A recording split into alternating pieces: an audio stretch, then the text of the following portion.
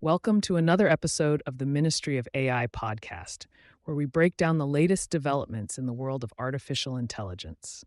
Today, we're diving into a fascinating and rather provocative topic, ChatGPT and its alleged mastery of producing, well, let's just say, rhetorical nonsense.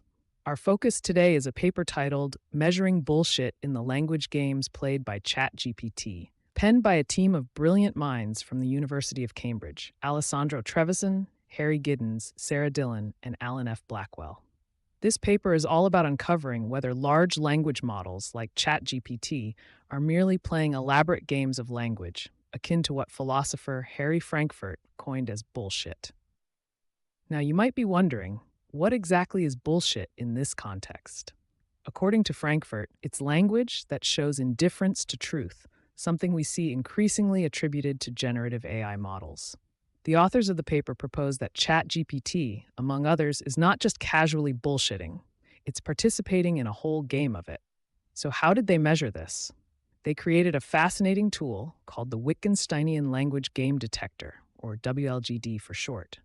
Using statistical text analysis, they compared 1,000 scientific publications against pseudo-scientific texts generated by ChatGPT.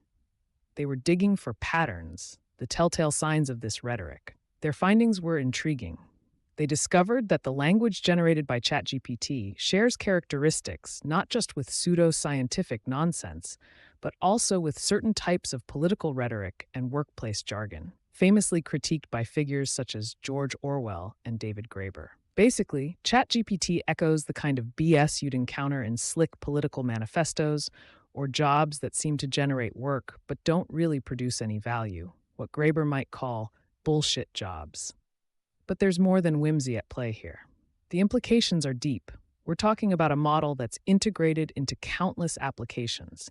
It raises ethical questions about AI-generated content and its impact on society. It's like having a cloud chamber from physics, a detector that picks up not particles, but the traces of dubious discourse. Now, every study has its limits. This research used a specific dataset and methodology, which means while it adeptly highlights correlations, it doesn't provide all the answers. Future research might expand this to other kinds of texts to truly optimize the bullshit detector, or BS meter, as they humorously call it in the paper. In conclusion, by measuring the output of ChatGPT, the researchers have not only provided a tool for identifying and understanding this phenomenon, but also sparked a conversation about language, truth, and the role of AI in communication. Their work opens the door for further exploration of how we engage with AI-generated content and the importance of transparency in these digital exchanges. Thanks for listening. If you found this valuable, please like and subscribe to our channel. To advance your AI knowledge further, check out our free courses at the Ministry of AI. You'll find the link in the description below. Until next time, outro music fades out.